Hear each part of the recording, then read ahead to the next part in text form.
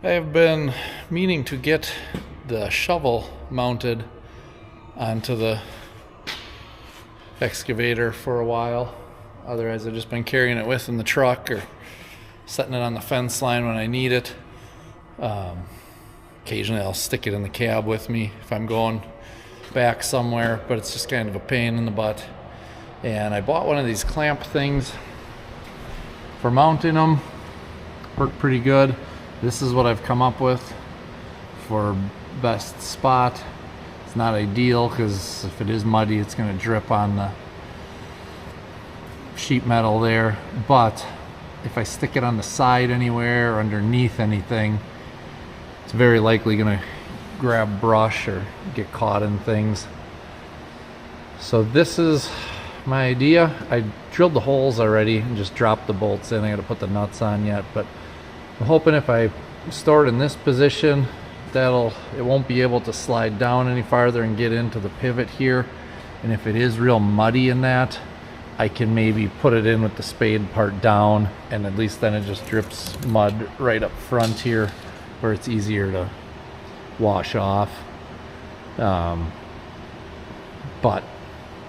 if nothing else, I'll at least have the shovel along with me, and hopefully it works out good. Otherwise, it's not really in the way. I can still open the engine compartment or the hydraulic valve compartment, and then there's a cover back there for where the grease gun goes. I usually use an electric grease gun to grease this thing, but I just keep a manual pump grease gun in there, and I got 2 or 3 tubes of grease in there.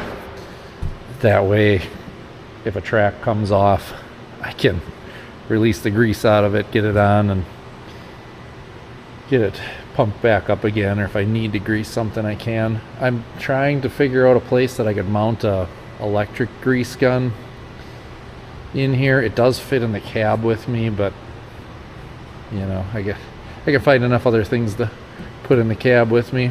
I prefer to not have a grease gun if possible.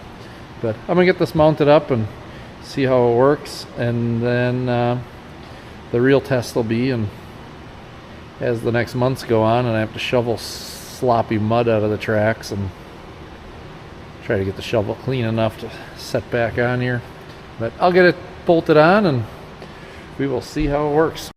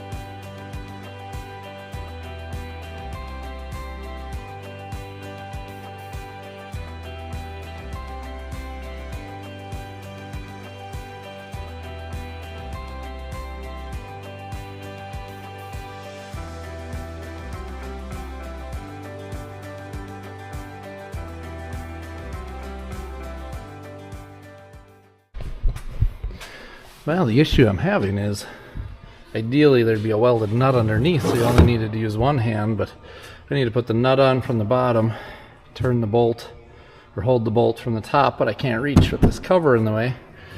Solution: use the clamp to clamp in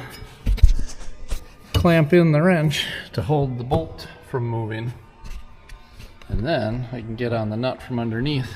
Hopefully that'll work to do those two. Kind of an awkward position down in there with hoses and such in the way. So we will see if that works.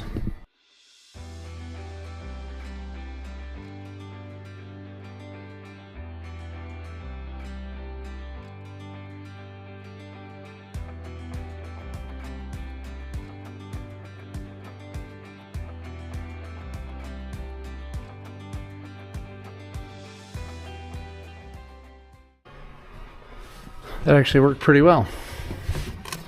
Don't need to be the smartest guy in the world, just need to be smarter in what you're working on, I guess.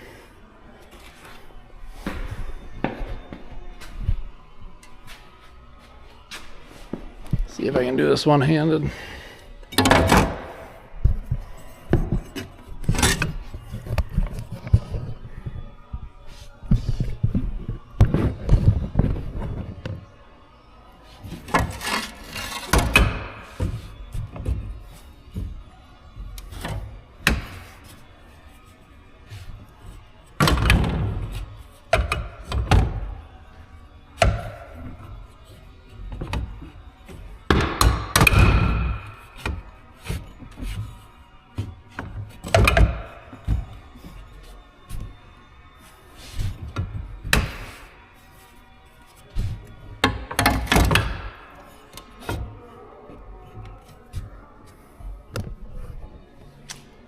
I'm going to call that a success. Well, see how it works once we get out and get in the field. Another thing I wanted to mention is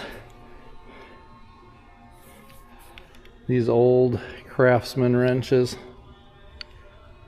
I like how they're still one of the best wrenches you can have. It's probably bounced around in a toolbox for 60 years.